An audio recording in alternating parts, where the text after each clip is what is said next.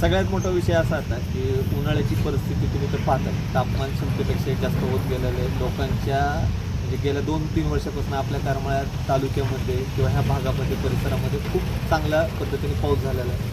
आपल्या तिन्ही धरणांमध्ये म्हणजे मांगी धरण असेल, उजनी असेल किंवा कोळगाव असेल, या तिन्ही धरणामध्ये पाण्याची क्षमता अजून टिकून आहे. लोकांच्या विहिरीला पाणी, सगळ्या शेतांमध्ये पीक आहे. पण सध्याची परिस्थिती अशी की एकाही जागेवरती लाईटचा प्रश्न ते चांगल्या पद्धतीने नाहीच आहे. प्रत्येक जागेवरती कुठं लो व्होल्टेज आहे, कुठं हाय व्होल्टेज आहे, कुठं लाईटच वेळ मिळत नाही. काही शेतकऱ्यांची तर तक्रार अशी आहे की अर्ध्या तासाच्या पुढं लाईट चालते आणि जर लाईट पूर्ण क्षमतेत नाही चालली तर ह्याचा सगळ्यात मोठा लॉस म्हणजे वॉटर लॉस होतो. कारण की जे लोक पाट पाण्याने भिजवतात, अर्धा तास ते पाट पाण्या भरेपर्यंत लाईट गेली तर पहिल्यापासून ते परत रिस्टार्ट होतं आणि ह्याचा पाण्याचा लॉस होतो आणि पिकाला ह्याचा अजिबात फायदा होतो.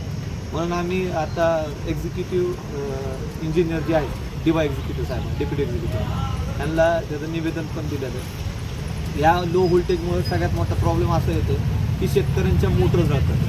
5 HP 7.5 HPच्या मोटर आहे, कुणाच्या 10 HPच्या. कमीत कमी 10 ते 15,000 रुपये खर्च प्रत्येक वेळी शेतकऱ्याला उठायला लागतो. आणि जर ती प्रति आठवड्याला मोटर जळत असेल तर शेतकरी कुठेतरी तुम्हाला सांगतो हातबल होईल, निराश होईल, त्याचा प्रपंच मोडीला येईल. आम्ही एवढीच विनंती केली की 1 तास लाईट कमी केली तरी काय हरकत नाही, पण पूर्ण क्षमतेने साहेब आम्हाला जेवढा वेळ तुम्ही दिलेला आहे त्या क्षमतेमध्ये आपण लाईट दिली पाहिजे. 2-3 दिवसापूर्वी जर आपण पाहिलं, एक वादळ आलं होतं आपल्या कर्मामध्ये, प्रचंड हवा आली, हवा सुटली, त्या कारणामुळे काही जागेत पोलचं नुकसान झालं. त्याच्या 1 आठवड्या आधीसुद्धा हेच परिस्थिती निर्माण झाली. तेव्हापासून ते आत्तापर्यंत तुम्हाला सांगतो, सीना नदीच्या कडचे जेवढे गाव आहेत त्यांना अजिबातसुद्धा लाईट नाही. मी सुद्धा त्याच भागातला एक शेतकरी आहे. मी ही गोष्ट प्रत्येक वेळेस पाहतो. त्या भागातल्या सर्व लोकांनी ड्रीप इरिगेशनवर शेती केलेली. ड्रीप इरिगेशन शेती म्हणजे अशी की तिला दर 2 दिवसात जास्तीत जास्त आणि कमीत कमी 5 दिवसाला पाणी द्यायला लागतं.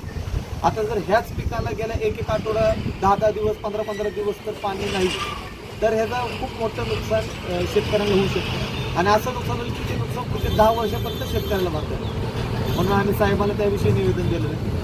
साहेबांनी जर 2 दिवसामध्ये जर ह्या विषय सॉल्व आऊट केला नाही तर आम्ही करमाळा तालुक्यातल्या प्रत्येक गावातल्या शेतकऱ्यांना बोलू. महाराष्ट्र स्टेट इलेक्ट्रिकल डिस्ट्रीब्युशन कमिशनवरती एक मोठा मोर्चा आहे आणि याला मोर्चाला सर्वस्व जबाबदार ते कार्यालय आहे.